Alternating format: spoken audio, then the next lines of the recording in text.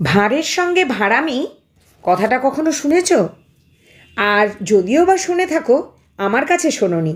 তো চলো আজকে নতুন করে না হয় এই গল্পটার সঙ্গে তোমাদের পরিচিতি করাই, খুব মজা লাগবে। তাই মজা লাগলে অবশ্যই ছোট্ট করে একটা কমেন্ট করো, আর সাবস্ক্রাইবটা করে দিও। নিশ্চয়ই ভালো আছো? নিশ্চয়ই কেন, ঈশ্বর অবশ্যই তোমাদের, বিশেষ করে আমার পরিবারের সদস্যদের সবাইকে খুব ভালো রাখুক।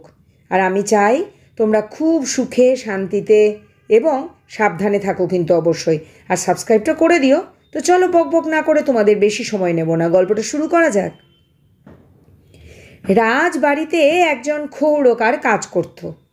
গোপালও জাতিতে নাপিত, ক্ষৌরকারও জাতিতে নাপিত। সে গোপালের ভীষণ হিংসা করত।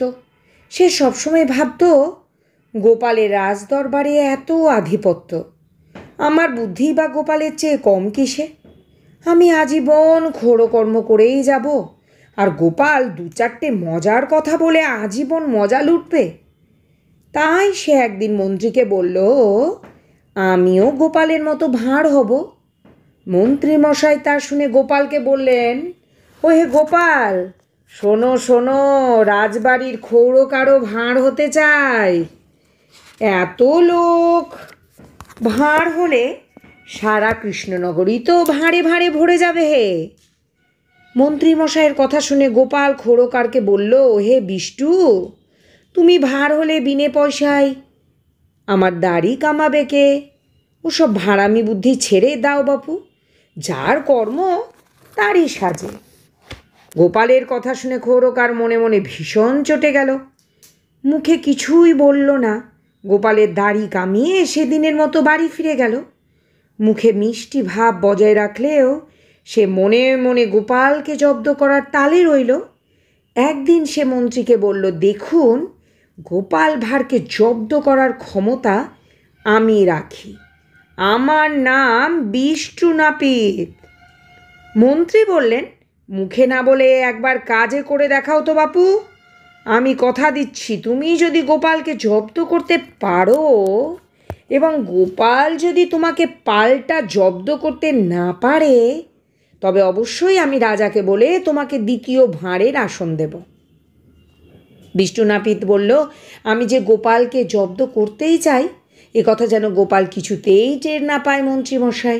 মন্ত্রীমশাই বললেন, আমি গোপালকে কোনো কথাই বলবো না, দেখি তোমার বুদ্ধির দৌড় কত। শেষ পর্যন্ত নাক কান না কাটা যায়। বিষ্টু নাপিত গোঁফে তা দিয়ে বলল, মন্ত্রীমশাই, আপনি বিষ্টু নাপিতকে চেনেন না। গোপাল ভাঁড়ের ভাঁড় আমি অবিলম্বেই ফুটো করে ছেড়ে দেব। বিষ্টু নাপিত গোপালকে জব্দ করার জন্য সুযোগের অপেক্ষায় ছিল। একদিন সে সুবর্ণ সুযোগ পেয়েও গেল। কথায় বলে, ইচ্ছে থাকলে উপায় হয়। আচ্ছা, কী ধরনের সুবর্ণ সুযোগ বিষ্টু নাপিতের হাতে আসলো, এটা জানতে হলে অবশ্যই সামনের দিনে, অর্থাৎ আগামী দিনে অবশ্যই আমার সঙ্গে থাকতে হবে এবং গল্পটাই কান রাখতে হবে। তো সঙ্গে থেকো, আর অবশ্যই সাবস্ক্রাইবটা করে দিও। তোমরা সবাই সুস্থ থেকো, ভালো থেকো, সাবধানে থেকো। আজকের মতো আসি, কিন্তু ওই যে গল্পটা শুনতে হলে আগামী দিন কিন্তু আমার সঙ্গে থাকতে হবে, কারণ এর পরেই হচ্ছে গোপাল ভাঁড়কে জব্দ করার পালা। অবশ্যই বিষ্টু নাপিত করবে গোপালকে জব্দ, তবেই না ভাঁড়ের সঙ্গে ভাঁড়ামি জমবে। তো চলো বকবক না করে এখানেই শেষ করলাম। নমস্কার।